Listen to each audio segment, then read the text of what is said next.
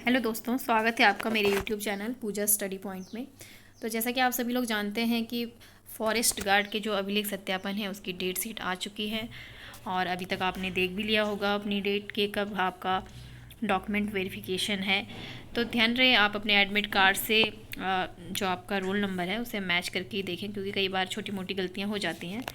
तो आप बिल्कुल श्योर हो जाएं कि आपका जो डॉक्यूमेंट वेरिफिकेशन है वो इसी डेट को है। तो आइए जान लेते हैं कि क्या क्या डॉक्यूमेंट मांगे गए हैं और क्या क्या हमें लेके जाने हैं, कहाँ लेके जाना है। ठीक है, तो 22 सितंबर से और 11 अक्टूबर तक डॉक्यूमेंट वेरिफिकेशन होने हैं। परीक्षा भवन उत्तराखंड लोक सेवा आयोग हरिद्वार में ये आयोजित किया जाएगा। ठीक है, इसी के साथ दिया गया है कि अभिलेख सत्यापन हेतु अभ्यर्थियों के ऑनलाइन आवेदन पत्र में जो दावे किए गए हैं उसके अनुसार आप अपने डॉक्यूमेंट तैयार रखेंगे। ठीक है, तो इसमें आपने जो ऑनलाइन आवेदन पत्र भरा हुआ है उसका लिंक अभी खोल दिया जाएगा कुछ दिनों में, तो वो आप वहाँ से डाउनलोड करेंगे। तो एक तो वो लेके जाना है, उसके बाद स्वहस्ताक्षरित यानी कि जितने भी डॉक्यूमेंट आपके होंगे उनको आपने सेल्फ अटेस्टेड करना है और चेकलिस्ट के साथ आना अनिवार्य है। इसके अलावा जो आपने आपकी जो एजुकेशन क्वालिफ़िकेशन है उसके डॉक्यूमेंट, आपका मूल निवास है, तो वो सब आप लोग जानते होंगे, वो आगे भी हम बात करेंगे इसके बारे में। तो यहाँ पे आप डेट देख सकते हैं, डेट लिस्ट, और 22 सितंबर से स्टार्ट हैं। एक दिन में एक पाली में जो है 100 अभ्यर्थी बुलाए गए हैं, यानी कि एक दिन में 2 पालियाँ हैं तो 200 को बुलाया गया है। तो आप अपना रोल नंबर अच्छे से चेक कर लीजिएगा। तो आगे यहाँ पे बताया गया है कि जिनका भी सुबह को डॉक्यूमेंट वेरिफिकेशन है वो 9:30 बजे से स्टार्ट होगा, लेकिन 9 बजे आपको वहाँ पहुँचना है और 1:30 बजे वाले 1 बजे आप परीक्षा भवन में उपस्थित हो जाएं। ठीक है, आगे हम देख लेते हैं कि ये वही है कि आपको क्या क्या डॉक्यूमेंट लेके आने हैं।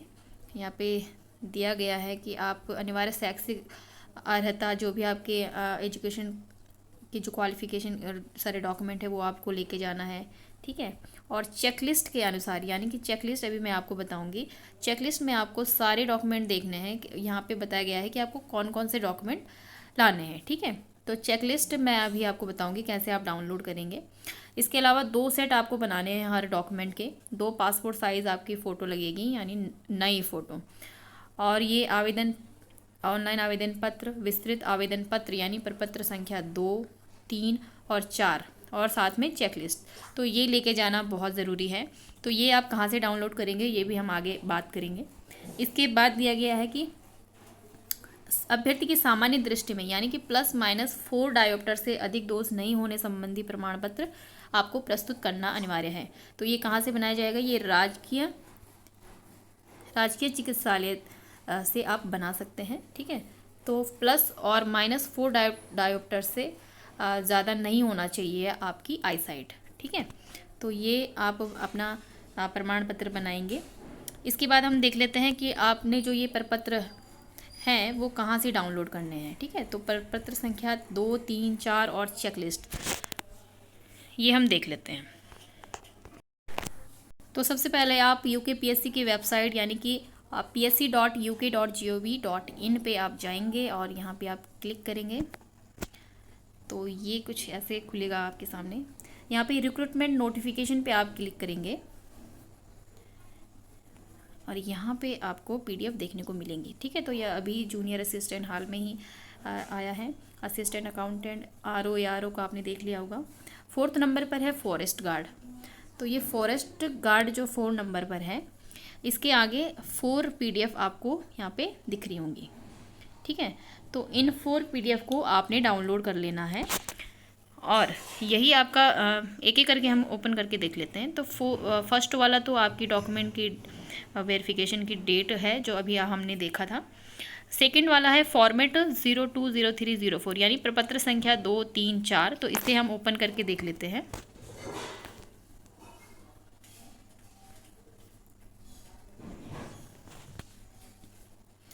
ठीक है, तो ये प्रपत्र संख्या 2 है, इसमें क्या लिखा गया है वो देख लेते हैं। For official use only. ठीक है, तो ये फर्स्ट वाला तो आपने भरना ही नहीं है। ठीक है, ये नहीं भरना है। यहाँ पे आपकी नवीनतम फ़ोटो लगेगी। इसके बाद देख लेते हैं अनुक्रमांक। आपको रोल नंबर आपका याद होगा, पदनाम विज्ञापन संख्या व दिनांक। तो ये विज्ञापन संख्या और दिनांक आप तभी भरिए जब आपका जो आपने फॉर्म भरा हुआ था, जब उसका लिंक ओपन हो जाएगा ना, जब आप उसे डाउनलोड कर लेंगे उसके बाद आप इसे भरेंगे। ठीक है, अभ्यर्थी का नाम जैसा आपने फॉर्म भरते टाइम भरा था सेम वैसा ही आप भरेंगे। अभ्यर्थी का नाम हिंदी में, इंग्लिश में। ठीक है, यहाँ पे आपकी डेट ऑफ बर्थ आ जाएगी, आपका जेंडर।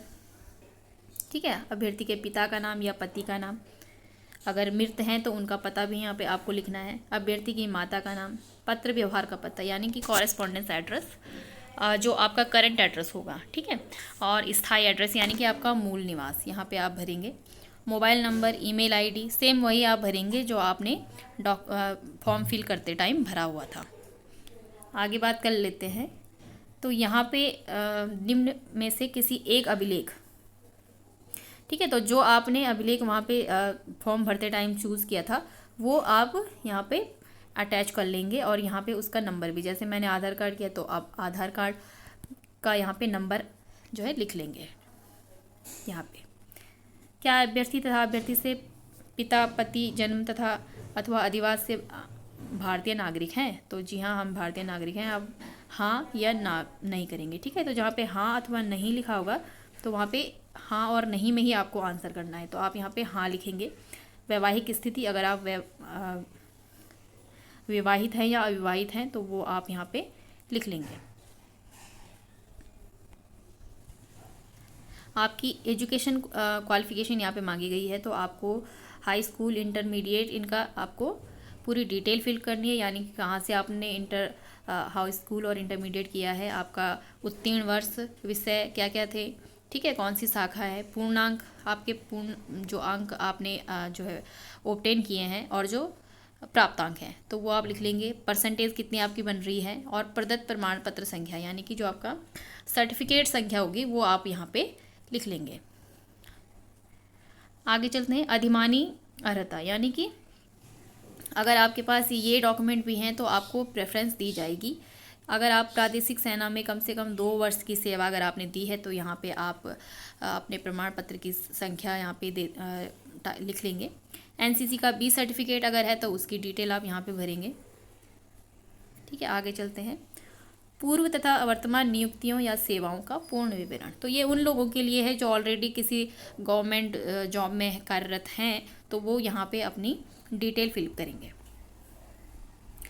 आगे चल लेते हैं। क्या अभ्यर्थी को किसी फौजदारी न्यायालय द्वारा, तो ये तो इजी है, ये आप कर सकते हैं अपने हिसाब से। यहाँ पे आप अपने हस्ताक्षर करेंगे, अपना पूरा नाम, एड्रेस, अंगूठे का निशान, अगर पुरुष हैं तो दायां अंगूठा और अगर महिला हैं तो बायां अंगूठा, दिनांक और स्थान। दिनांक आप वही डालेंगे जिस दिन आपका डॉक्यूमेंट वेरिफिकेशन है।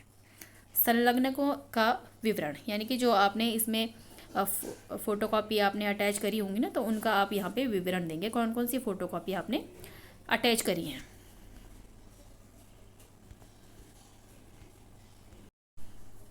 इसके बाद इसी पीडीएफ में प्रपत्र संख्या 3 भी आपको मिलेगी।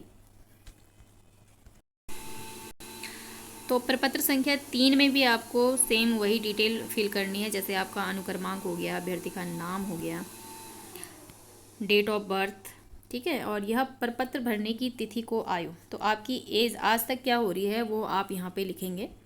पिता का नाम, माता का नाम, पति का नाम या पत्नी का नाम अगर आप विवाहित हैं तो, ठीक है। तो ये सारी डिटेल तो हम ऑलरेडी भरते हैं। वर्तमान पता आप भरेंगे। अभी करंट एड्रेस आपका क्या है, स्थाई पता यानी कि मूल निवास आपने क्या भरा था, क्या है आपका, वो आप यहाँ पे भरेंगे। पिछले 5 वर्षों के पते यानी कि पिछले 5 वर्षों में आप जहाँ रह रहे हैं वहाँ का एड्रेस आप यहाँ पे लिखेंगे। फिर यहाँ पे शैक्षिक अर्हता की डिटेल मांगी गई है, वो आप फिल कर लेंगे। पूर्व तथा वर्तमान नियुक्तियों का पूर्ण विवरण, तो यहाँ पे वही आएगा जो ऑलरेडी किसी जॉब में है। अभ्यर्थी के वर्तमान पते के आधार पर क्षेत्र के ऐसे 2 जिम्मेदार व्यक्तियों के नाम जिन्हें कि जो आपको जानते होंगे, ठीक है, तो जो आपको जानते होंगे आप उनके नाम यहाँ पे लिखेंगे उनके एड्रेस के साथ।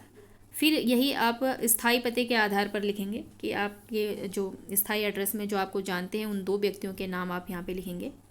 क्या आप किसी न्यायालय द्वारा किसी अपराध के लिए गिरफ्तार किए गए हैं या दंडित हैं, तो वो आप लिख लेंगे हाँ और नहीं में आपको लिखना है। सेम इसी में भी हाँ और नहीं में लिखना है। क्या आप डिबार किए गए हैं संघ लोक सेवा आयोग से या किसी राज्य लोक सेवा आयोग से, वो भी आपने हाँ और नहीं में लिखना है। ठीक है, तो ये सब हाँ नहीं में आपको लिखना है। यहाँ पे आपके हस्ताक्षर और सेम वही प्रोसेस है।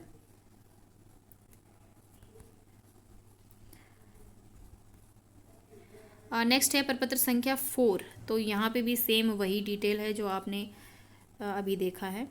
पत्र व्यवहार का पता आएगा, स्थायी पता आएगा, मोबाइल नंबर, ईमेल आईडी, आपकी एजुकेशन की डिटेल। ठीक है, तो इस तरह से प्रपत्र संख्या 2, 3, 4 हमने देखे। आगे बात कर लेते हैं थर्ड पीडीएफ की, self declaration regarding difference in name. तो जिन भी अभ्यर्थियों का नेम डिफरेंस है, यानी कि जैसे आधार कार्ड में कुछ अलग नेम हो गया, आपके मूल निवास में अलग नेम है, या आपके 10th 12th के सर्टिफिकेट में अलग नेम है, तो वहाँ पे जो भिन्नता है उसके संबंध में आपको ये स्वघोषणा प्रपत्र देना होता है। ठीक है, तो यहाँ पे आप अपना नेम लिख लेंगे। ठीक है, आप अपने पिता या पति का नाम, निवासी, अपना एड्रेस लिख लेंगे, और किन किन डॉक्यूमेंट में आपका नेम जो है गलत है या अलग अलग है तो वो आप यहाँ पे लिख लेंगे। और नीचे आप यहाँ पे अपनी पूरी डिटेल, यानी आपके हस्ताक्षर, नाम, अनुक्रमांक और परीक्षा का नाम यहाँ पे आप फिल कर लेंगे। तो ये उन अभ्यर्थियों के लिए है जिनके नेम डिफरेंस है, या आपका या आपके फादर का नेम अगर चेंज है। नेक्स्ट बात कर लेते हैं चेकलिस्ट की। तो चेकलिस्ट बहुत ज़रूरी है ये जानने के लिए कि आपको क्या क्या डॉक्यूमेंट ले जाने हैं। तो चेकलिस्ट आप ज़रूर डाउनलोड करें, और सभी जो डॉक्यूमेंट हैं उनके 2-2 सेट आप बना लें। ठीक है, तो चेकलिस्ट डाउनलोड करके देख लेते हैं। तो यहाँ पे जो चीज़ संलग्न है, जो आपने डॉक्यूमेंट संलग्न किया है, वहाँ पे लिखेंगे संलग्न है, और जो नहीं किया है तो वहाँ पे नहीं लिख देंगे। ठीक है, ज़्यादा कुछ यहाँ पे करने की ज़रूरत नहीं है। तो सबसे पहले देख लेते हैं क्रमांक संख्या 1। तो यहाँ पे लिखा है ऑनलाइन आवेदन पत्र की प्रति। तो अगर आपके पास नहीं है, आपने सेव नहीं करी थी फॉर्म भरते टाइम, तो अभी लिंक खोल दिया जाएगा आयोग की तरफ से, फिर आप डाउनलोड करके यहाँ पे संलग्न कर सकते हैं। ठीक है, तो संलग्न है आप लिखेंगे, और सारे डॉक्यूमेंट ले जाना अनिवार्य है। ऐसा नहीं है कि संलग्न नहीं किया है आपने तो आप नहीं लिख लेंगे। आपसे जो मांगा गया है वो आपको ले जाना ही ले जाना है। ठीक है, विस्तृत आवेदन पत्र यानी प्रपत्र संख्या 2, 3 और 4 जो मैंने अभी आपको दिखाए, ये 2, 3 और 4, तो यहाँ पे आप संलग्न है लिख लेंगे। आप अपने हाथों से ही उसे भरेंगे, और सारे पेपर आप सेल्फ अटेस्ट करेंगे। हाई स्कूल का प्रमाण पत्र हो गया, संलग्न है। अंक तालिका, इंटरमीडिएट का प्रमाण पत्र और अंक तालिका, वो भी संलग्न है, आप लिख लेंगे। यहाँ पे आप देख लीजिए 9 नंबर, अधिमानी अर्हता, यानी कि अगर आपने प्रादेशिक सेना में कम से कम 2 वर्ष की अवधि तक सेवा की है तो आपको संलग्न अगर आपने डॉक्यूमेंट इसमें सबमिट किया है तो आप यहाँ पे संलग्न है लिख लेंगे, लेकिन जो अदर हैं वो नहीं करेंगे। एनसीसी का बी प्रमाण पत्र है, तो अगर आपके पास है आप संलग्न है लिख लेंगे, और नहीं है तो आप नहीं करेंगे।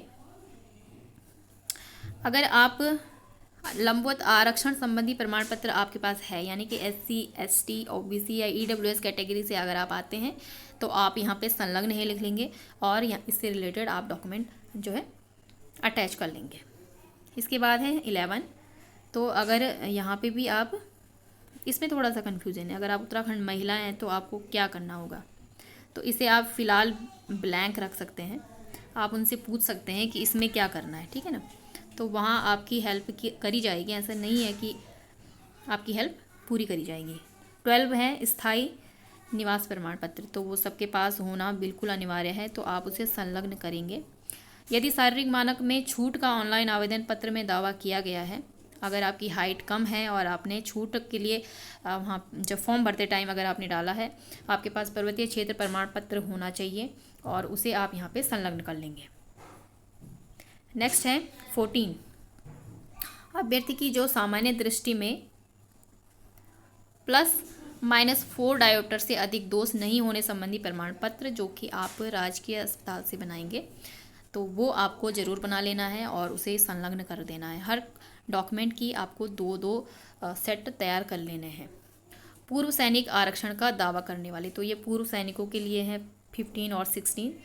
तो अगर हम जो पूर्व सैनिक नहीं है तो नहीं कर लेंगे, जो है वो संलग्न है कर लेंगे, ठीक है ना। तो उससे रिलेटेड आपको डॉक्यूमेंट जरूर वहाँ पे अटैच करना है। यदि अभ्यर्थी किसी केंद्र अथवा राज्य सरकार लोक प्रतिष्ठान में अधीन सेवारत हैं तो सेवा नियोजक द्वारा प्रदत्त अनापत्ति प्रमाण पत्र, जी हाँ, अगर आप किसी राज्य सरकार या लोक प्रतिष्ठान के अधीन, मतलब आप गवर्नमेंट जॉब में हैं और अभी जॉब आपकी चल ही रही है, तो वहाँ से अनापत्ति प्रमाण पत्र भी आपको लाना होगा।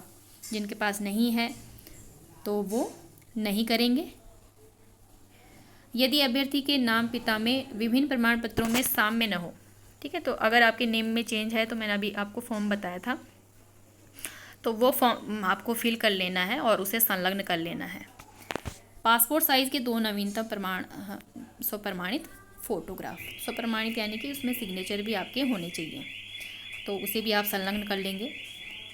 इसके बाद है विज्ञापन के बिंदु संख्या 6 में अनिवार्य वांछनीय अर्हता के क्रम में अभ्यर्थियों द्वारा ऑनलाइन आवेदन पत्र में दावित वांछित अर्हता के अंतर्गत अगर इसमें से किसी में यस किया हुआ है तो आपको उसे संलग्न करना जरूरी है।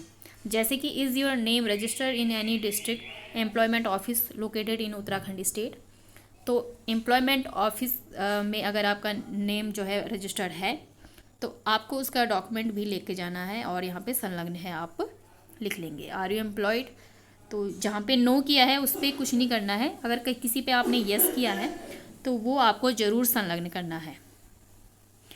इसके बाद देख लेते हैं SC ST OBC EWS आरक्षण संबंधी प्रमाण पत्र आपको लाना अनिवार्य है और इसकी जो अंतिम तिथि है वो 10 नवंबर 2022 तक वैध होना ज़रूरी है। तो ये ध्यान देने वाली बात है कि 10 नवंबर 2022 तक उसका वैध होना ज़रूरी है।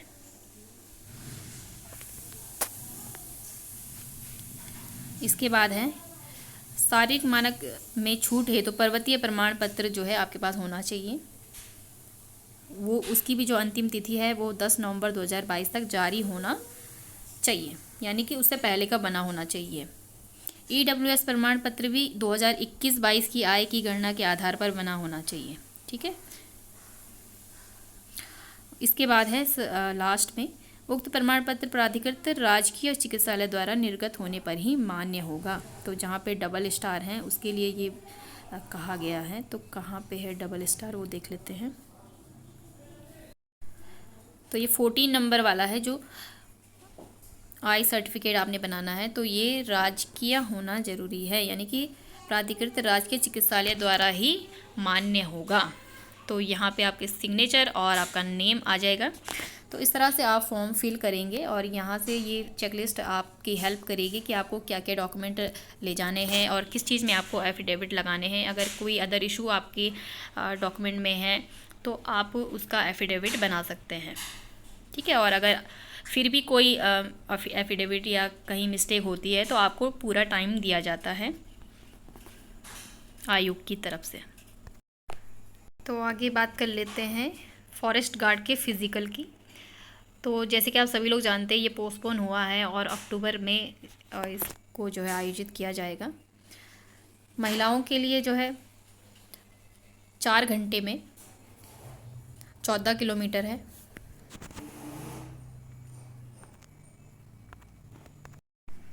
और पुरुषों के लिए 4 घंटे में 25 किलोमीटर है। तो आप इसकी भी तैयारी जारी रखें क्योंकि जैसे डॉक्यूमेंट वेरिफिकेशन कंप्लीट होगा इसके तुरंत बाद फिज़िकल होने की पूरी उम्मीद है, क्योंकि 11 अक्टूबर तक तो डॉक्यूमेंट वेरिफिकेशन होने और उसके बाद आपका तुरंत 1 वीक का टाइम ही मैक्सिमम मिल सकता है और आपका फ़िज़िकल स्टार्ट हो जाएगा। तो आपको इसकी भी प्रिपरेशन डेली करनी है। तो अक्टूबर में होना इसका तय है और ये अब ज़्यादा पोस्टपोन नहीं होगा। आगे देख लेते हैं, यहाँ पे घोषणा पत्र है। ये घोषणा पत्र आपको ले जाना अनिवार्य है। जब आपका एडमिट कार्ड आ जाएगा उसी टाइम आपको घोषणा पत्र भी PDF दिया जाएगा, तो आप वहाँ से डाउनलोड करके इसे अपने पेरेंट्स से सिग्नेचर करवा के आप ले जाएंगे।